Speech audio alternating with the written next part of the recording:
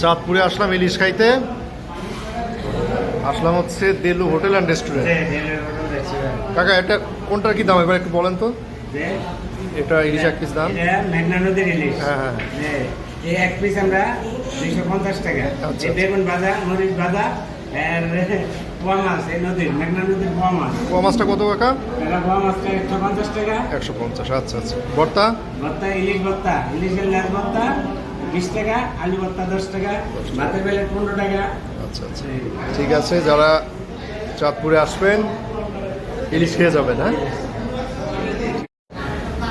একটা ডিশের ডিম আছে সাথে, ডিশের ডিম, ভাত একটু নিয়ে খেয়ে দেখবো।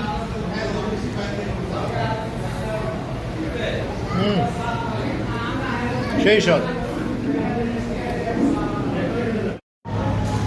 এক পাশে চাঁদপুরের ইলিশ, ডিমওয়ালা ইলিশ, আর এক পাশে পাবদা মাছ,